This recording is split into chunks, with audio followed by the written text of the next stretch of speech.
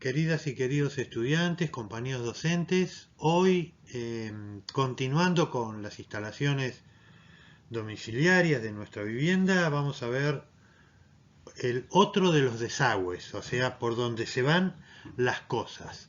En este caso, estamos viendo, o vamos a ver, mejor dicho, desagües pluviales. Los desagües fluviales son conductos o conductales, como se debe llamarse también, que conforman una instalación cuyo objetivo es recibir, encauzar y evacuar el agua de lluvia, llevándola al cordón de la vereda, en aquellos casos en que la absorción natural del terreno no sea la suficiente como para evitar inundaciones de la vivienda o de aledaños.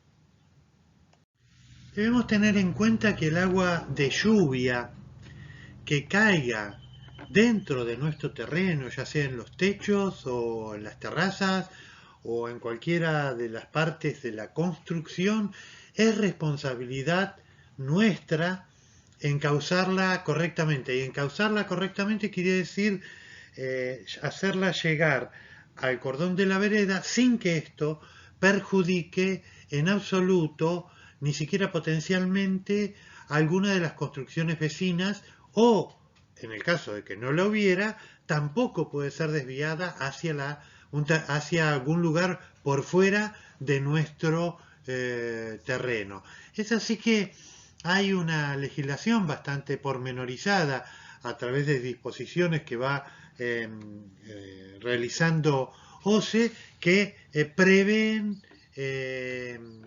estas circunstancias y nos dan alguna instrucción de cómo debemos operar.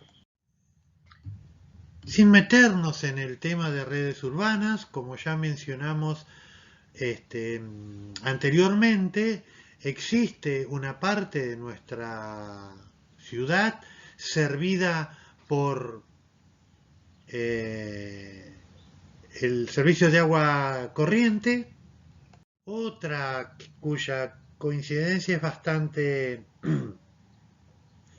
exacta de una trama sobre la otra, que sirve para evacuar los residuos cloacales, y otra cuya finalidad es encauzar las aguas de lluvia, que fundamentalmente, para que nosotros podamos ver su materialización, se corresponde con las zonas pavimentadas, no exclusivamente, pero casi en su mayoría por las zonas pavimentadas de nuestra ciudad.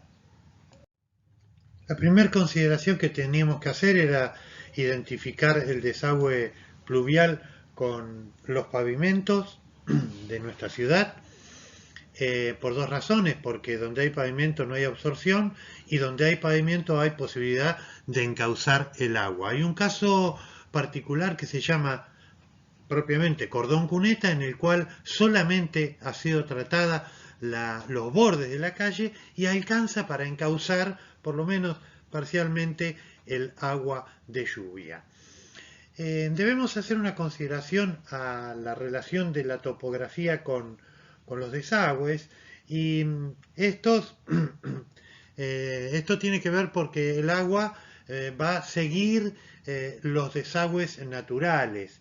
En nuestra región se da la característica que confluyen los sistemas de Tandilla y de Ventaña, precisamente en Cabo Corrientes, y el resto hacia el norte y hacia el sur se corresponde con una costa que en términos generales tiene alturas considerables a pocos metros del mar, donde si bien la extensión de la playa es variable, la altura es considerable, lo cual hace dificultar seriamente la evacuación natural del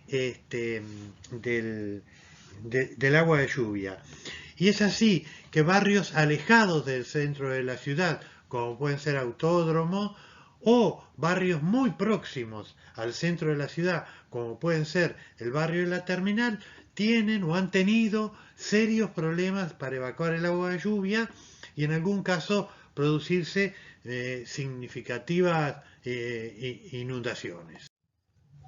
Como ya dijimos, la evacuación de las aguas de lluvia en nuestra ciudad está a cargo de OCE, Obras Sanitarias Sociedad de Estado, que proyecta, construye, mantiene y hace funcionar todo el conjunto de elementos que permiten la evacuación natural del agua de lluvia. Y cuando digo natural, me estoy refiriendo que en rigor de verdad lo que ha construido OCE es coincidente en gran parte con lo que se llama la hidrografía natural, o sea, las cuencas de los arroyos existentes. Es así que tenemos una cuenca del arroyo del Barco, una cuenca de Constitución, una cuenca de arroyo Las Chacras, otra de Aguirre, otra de La Tapera con aporte del arroyo Cardalito, que es muy importante, la cuenca de la Perla y la cuenca terminal. No obstante lo dicho en cuanto a la cantidad de cuencas, esto no significa que cada una de ellas que se corresponde con un arroyo termine en el mar. Muy por el contrario, porque en relación a lo que habíamos mencionado antes, que la costa es alta, nos proporciona escasos lugares naturales y algunos artificiales, pero en realidad son parte de la orografía natural, escasos lugares por los que se va el agua de lluvia de toda nuestra ciudad. Y si observamos con detenimiento, son apenas 6 que van desde El Faro hasta Camet. A estos hay que agregarle 2 o 3, no recuerdo bien, arroyos hacia el sur hasta el fin del Partido General Pueyrredón. Con lo cual, la ciudad, sobre todo, tiene serias condiciones para evacuar el agua de las lluvias. El análisis de las instalaciones de desagües cloacales y veíamos que había dos tecnologías, por un lado la dinámica y por otro lado la estática. Caben las mismas consideraciones con los desagües pluviales. Entendemos como estática aquella que no va a una red y que simplemente se sirve de la absorción del terreno natural. Esto es posible cuando la casa, el edificio, la vivienda está en un terreno suficientemente amplio y sin pavimentar y que el agua de lluvia es absorbida por el terreno. Como en la mayoría de los casos esto no es así, la urbanización ha ido impermeabilizando el suelo a través del pavimento, solados y edificaciones, es que nos vemos obligados a disponer una red de desagües cloacales, de desagües pluviales, perdón. A estos los llamamos instalación dinámica.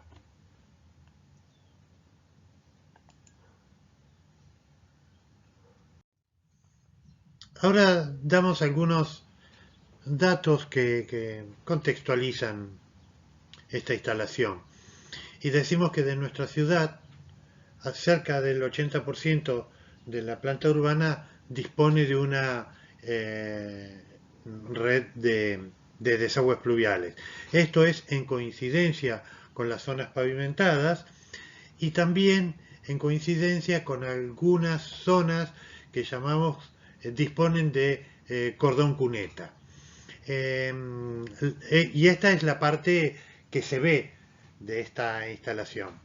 Por debajo de ella están la red de cañerías, conductales, etcétera, que son aproximadamente 330 kilómetros y que se complementa o se vincula a través de unas 3.000 bocas de tormenta, 1.500 tapas de registro y una centenar de rejas que son el nexo justamente entre la red y y la, la canalización superficial.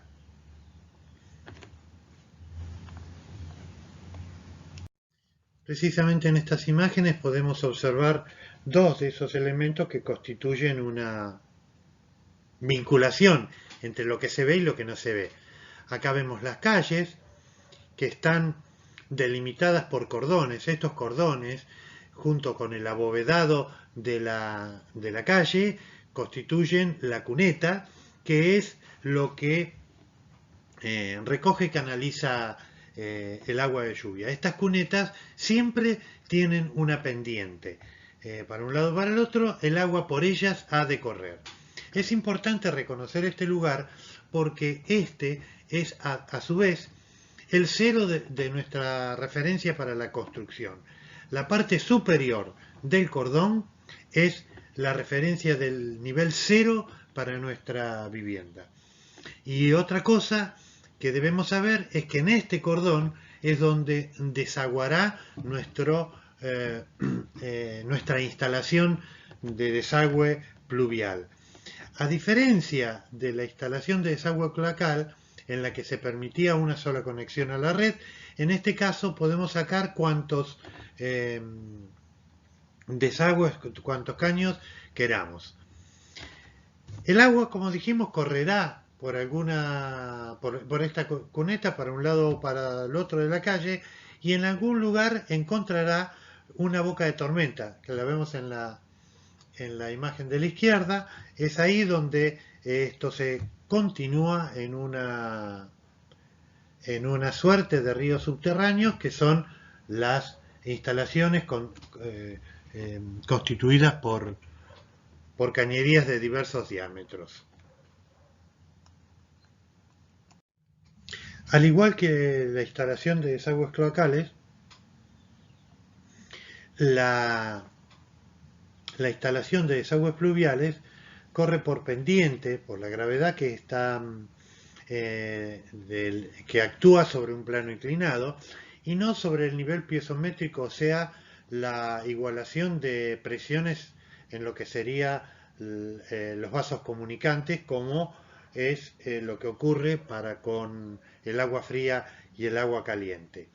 Tanto desagües pluviales como desagües cloacales tienen una pendiente. En el caso de los pluviales, el cero es en el cordón de la vereda y ahí ascenderán de acuerdo a la pendiente, que es entre medio centímetro y 2 centímetros por metro, teniendo en cuenta que el artefacto más alejado, ya sea un embudo, un albañal, una boca de acceso, para el caso de la instalación de desagües pluviales, por la distancia nos dará la altura a la que se encuentra ese artefacto y ese nos dará una referencia para encontrar el nivel de piso terminado interior. Y esto es muy importante de tener en cuenta en el comienzo del proceso de diseño y no hacia el final. Resumiendo entonces, las consideraciones generales más importantes que debemos tener en cuenta en una instalación de desagües pluviales son, por un lado, que el fluido se mueve por pendientes y esta pendiente está pautada. Reitero, va de medio a 2 centímetros por metro. Que esta conexión termina o comienza, como queramos verlo, esta instalación, en el cordón de la vereda. Y esa es la referencia de nivel. Que además debe tener la posibilidad de ser accesible en todo su interior. O sea, debemos tener la posibilidad de limpieza de toda la extensión de la instalación. Como en la instalación de cloacas, la acometida es a 45 grados permitiéndose el encuentro de dos cañerías a 90 grados en la medida en que medie la existencia de una boca de acceso. Aclaremos que una boca de acceso puede ser de distintos tamaños, cuya finalidad es la de unir dos cañerías de diferente dirección, permitir el acceso y también permitir la sedimentación de algún residuo sólido, arenas, piedras, etc.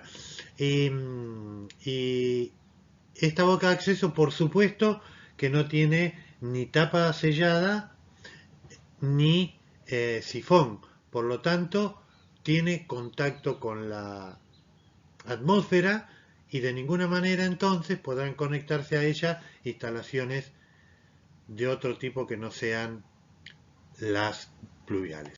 Como en todas las consideraciones que hacemos al momento de analizar cualquier parte de la materialidad de nuestro edificio, incluidas por supuesto las instalaciones, debemos tener en cuenta la función mecánica, o sea, la cañería de desagüe pluvial está sometida a un requerimiento mecánico, ya sea por el fluido, ya sea por las cosas que suceden arriba de ella, ya sea por los movimientos dimensionales ocurridos por cambio de temperatura. También debemos tener en cuenta la función térmica y la higrotérmica, en la medida en que pasen por el interior de la vivienda y en el momento que llueva llevan agua fría y por lo tanto pueden transformarse en un elemento condensador de la humedad, pero también en un elemento mediante el cual se resta energía térmica. Y tal es el caso de lo que ocurre en nuestros talleres con los conductales de desagües pluviales que solemos ver en los rincones. Se observen en pleno invierno, cuando llueve, en ellos se va a producir una condensación superficial.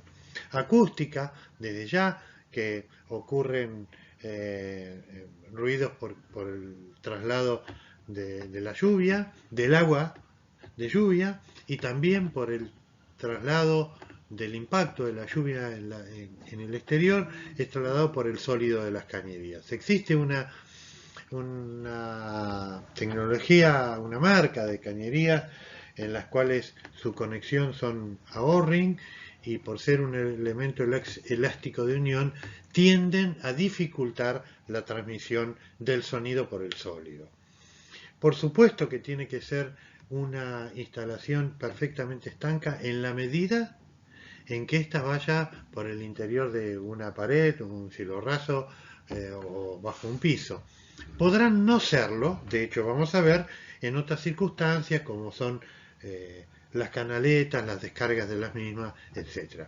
Todo esto enmarcado en una normativa que para el caso de Mar del Plata la redacta y la controla OSE,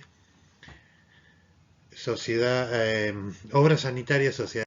En el esquema simple pero completo vemos los techos de la vivienda con su pendiente, lo cual encausa el agua para un determinado lado.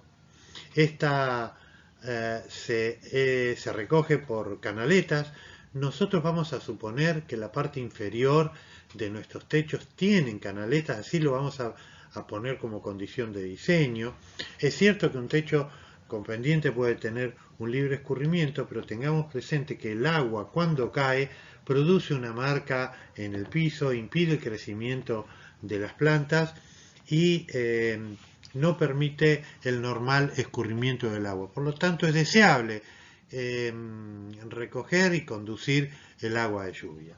Estas canaletas, que son elementos abiertos por la parte superior, obviamente, y con una descarga en uno o más partes, tienen que tener pendientes hacia el lugar de la descarga. Nosotros veremos que si tiene una sola descarga, esta será la parte baja de la pendiente, mientras que si tiene dos, podrá tener estar quebrada y tener descargas para ambos lados.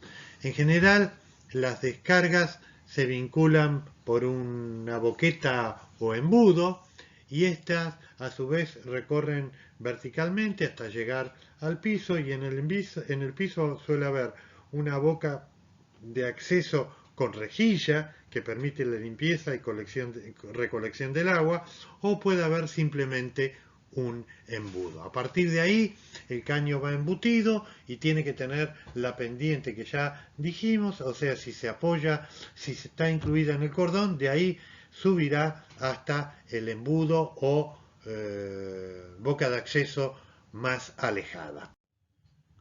En cuanto a los materiales que se utilizan para realizar esta instalación, encontramos el PVC reforzado con un espesor mínimo de 2,8, pues el requerimiento mecánico es importante, que se vincula o sea, se unen con pegamento.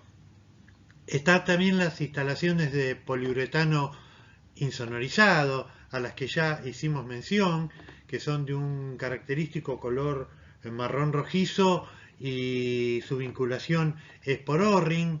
Una ventaja adicional es que estos son recuperables, se pueden desenchufar y volver a enchufar en caso de desarme de la instalación o de un error en la instalación.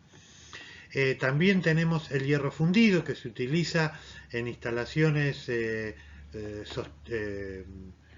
al aire, suspendidas o con un compromiso mecánico importante. Estas de hierro fundido las pueden observar en el interior de del edificio de nuestra facultad. También existen de hormigón comprimido, ya prácticamente están en desuso, pero bueno, son o en algún momento eran de muy bajo costo y se utilizaban para desagües, sobre todo albañales, en exteriores. Y por último está todo lo que se llama hojalatería, cinguería o piezas de chapa galvanizada, que pueden ser estándar o a pedido. Y acá aparece también un requerimiento específico del diseño con una característica estética, y fundamentalmente lo podemos ver en las formas que adquieren las canaletas y las descargas de las mismas.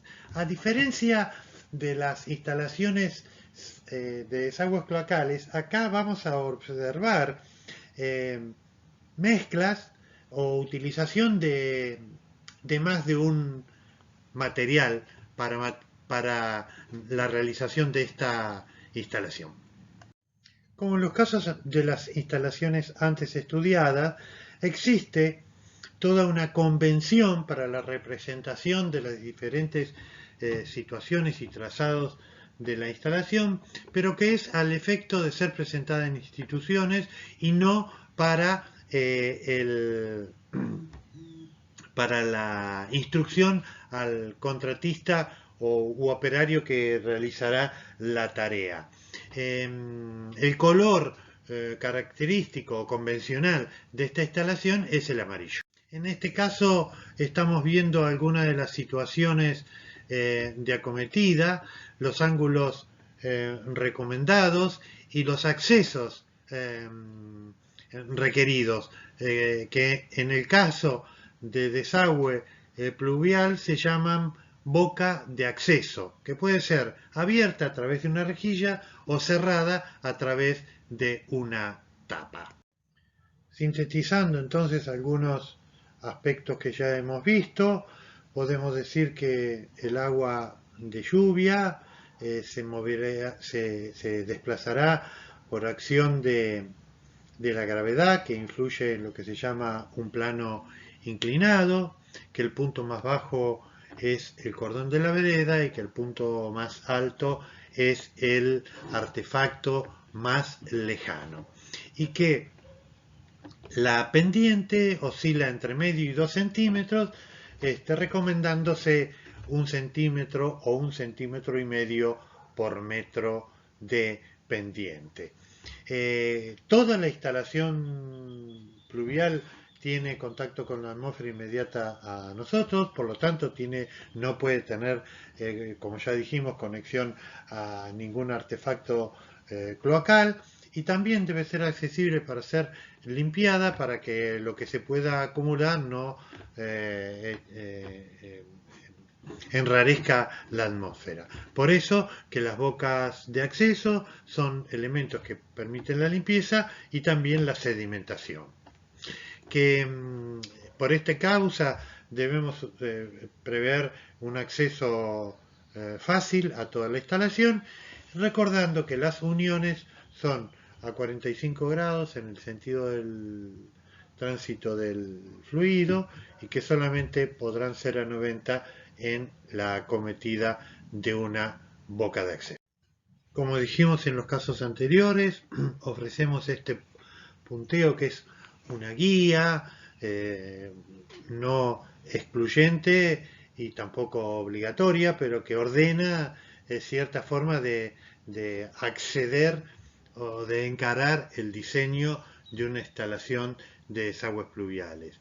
Arrancando por la ubicación de la referencia del cero y prestando especial atención a aquellos terrenos en los cuales aún no llegó el pavimento. Vialidad Municipal ofrece una referencia de nivel en lo que es el proyecto de pavimentación futura, de manera que nosotros podamos con eso ubicar el nivel de nuestra vivienda. En el terreno debemos ubicar la silueta de nuestro futuro edificio, también analizarla en corte, ver las pendientes de los techos y hacia dónde van a ir, cuáles serán las zonas que tendremos pavimentadas y cuáles no. Luego de todo esto veremos dónde ubicamos los artefactos que van colectando el agua, ya sean canaletas, rejillas o bocas de acceso abierta. Definiremos también los materiales que vamos a emplear en cada una de las situaciones, iremos vinculando los distintos artefactos previendo el recorrido menor, teniendo en cuenta que pueden ser más de una las salidas al cordón de la vereda. El caso típico de una vivienda en esquina es que podamos enviar el agua de lluvia a ambas calles. Por último, verificar los niveles para ubicar el piso interior, el nivel de piso interior de la vivienda y también prestar atención en la posibilidad de acceder a toda la red. En estas imágenes vemos en la izquierda abajo un esquema de diseño tecnológico y constructivo en el cual el faldón del techo con su pendiente termina en una canaleta colectora. Esta a su vez tiene una boqueta o embudo de descarga, se vincula con una cañería de descarga o conductal que puede ser circular o rectangular, y en este caso se ha elegido por cuestiones estéticas cubrir todo esto con una cenefa, y esto es todo decisión del proyectista. Vemos que el lado de la canaleta enfrentado al faldón del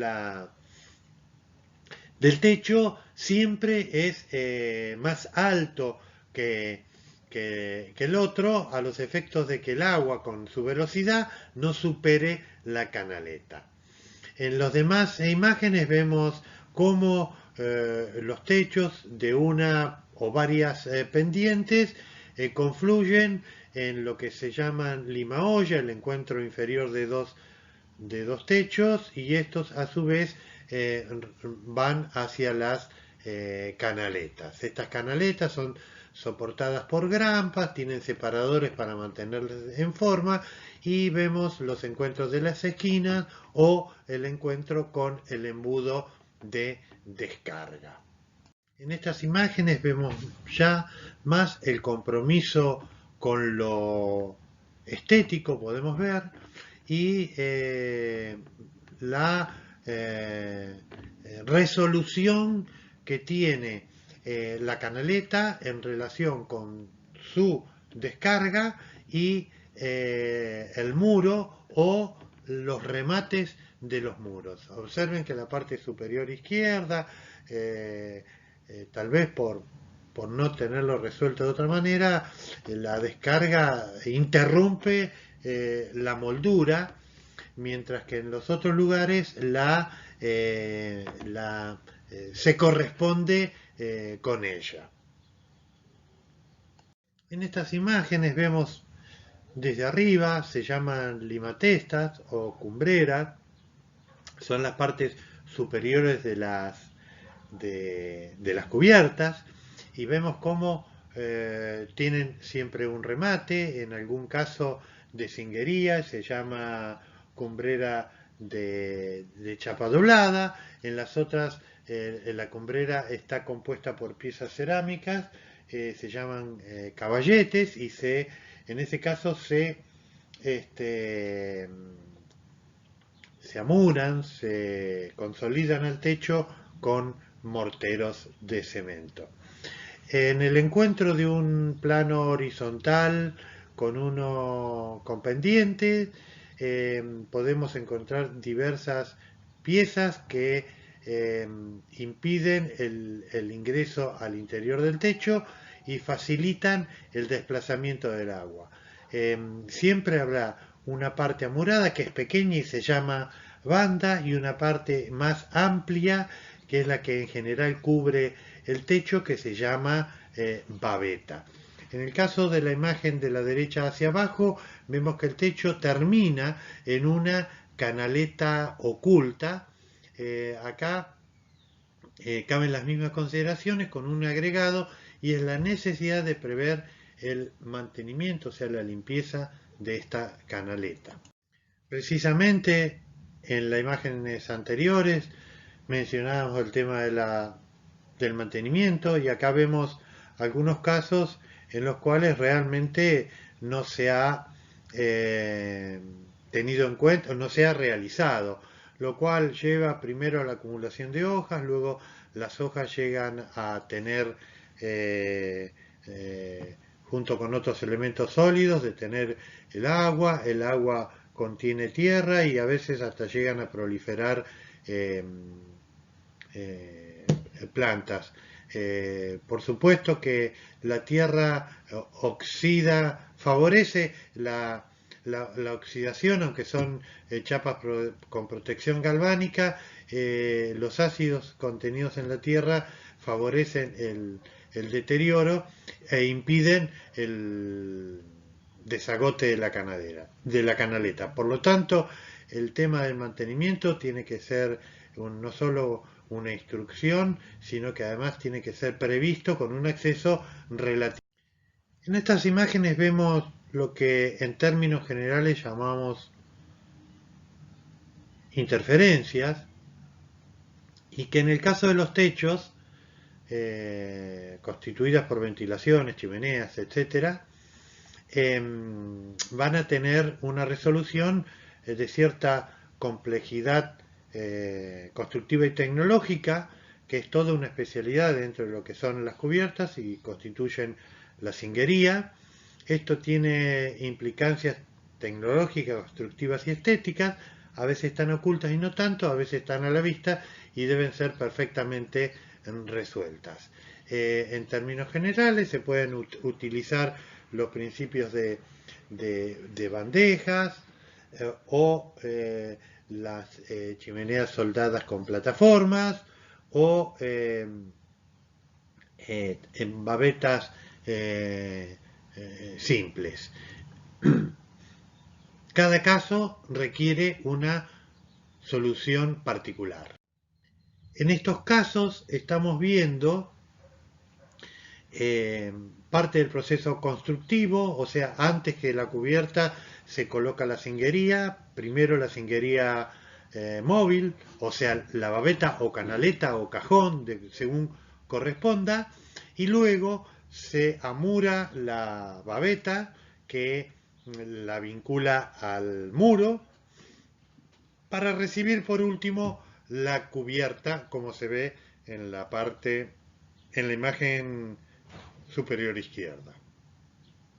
En estos esquemas podemos observar la resolución de la cubierta plana, sus impermeabilizaciones, sus protecciones y su relación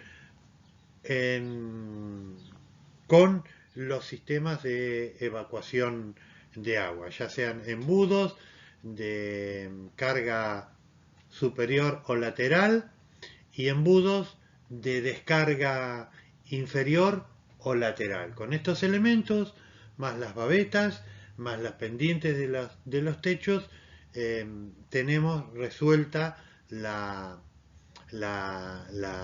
aspecto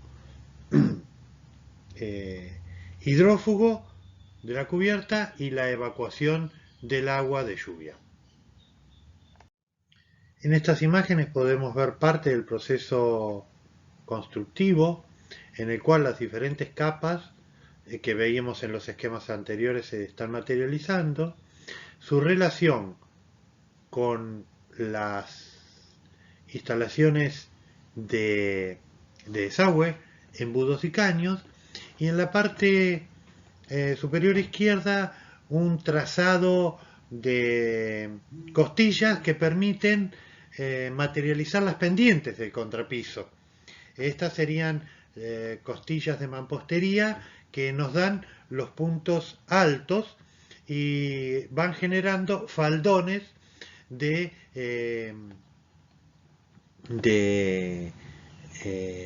pendiente que conducirá el agua. Hay toda una discusión respecto de cómo vincular al embudo con la capa hidrófuga o la membrana impermeable. Personalmente prefiero que tanto una como la otra, la capa hidrófuga, a veces contenida en un azotado, como la membrana impermeable sobre una carpeta, ambas se encuentren por sobre el borde del embudo. Esto garantiza que todo el agua vaya, aunque estéticamente nos obligue a poner un marco adicional soportado, amurado en la cubierta de protección, en el solado definitivo. Como venimos mencionando, los caños de descarga van a terminar en un embudo, en una canaleta o en un albañal. No es deseable ni correcto que terminen sobre el solado simplemente. En momentos de mucha lluvia esto significa un entorpecimiento del piso o un desgaste indebido o mínimamente una marca que estéticamente arruinará. Lo deseable, insisto, es que la instalación de desagüe pluvial se complete con los embudos, albañales o rejillas correspondientes. En estas imágenes vemos parte del proceso constructivo en el cual van amurándose las cañerías con sus bocas de acceso que las vinculan y permiten la limpieza y con sus elementos de terminación que en definitiva son los que van a mostrarse, ya sea el albañal o ya sea una rejilla. En el caso de las canaletas deberemos tener especial atención en la resolución de las descargas, tanto sea por cuestiones estéticas como por cuestiones de funcionalidad. Están expuestas a posibles empujones o presiones o golpes, por lo tanto deberán ser materiales que soporten estas. Si bien pareciera que el quehacer de la arquitectura tiene poco que ver con el anegamiento de la ciudad, y como dice el título, la lluvia comienza con una gota y termina o puede terminar en imágenes como las que estamos viendo y que nos consta ocurrir y suelen ocurrir recurrentemente en nuestra ciudad. Nosotros tenemos herramientas para por lo menos minimizar en lo que hace a nuestra intervención en el terreno. Por supuesto que adecuar una instalación para que funcione sin inconvenientes es lo primero. Después habrá que pensar en el acopio y la reutilización del agua de lluvia, temas sobre los que volveremos más profundamente en los próximos años. Y por último, desarrollar una responsabilidad profesional más amplia en cuanto al compromiso con la ciudad, tener en cuenta que los terrenos para ser habilitados como tales requieren de las condiciones mínimas e indispensables que son las redes que permitan una calidad de vida digna y entre otras cosas requieren del efectivo y eficaz escurrimiento de las aguas de lluvia. En Mar del Plata hay historias reiteradas de barrios que han sido vendidos sin esta responsabilidad y hoy son zonas anegables y muy difíciles de solucionar por el tema que antes decía de la topografía de la ciudad. Y en eso la opinión y la acción de los arquitectos debe ser comprometida y responsable. Una vez más, las herramientas que nosotros disponemos, que vamos incorporando día a día, deben ser para que nuestra profesión permita mejorar permanentemente la calidad de vida de todos los habitantes de la ciudad. Muchas gracias.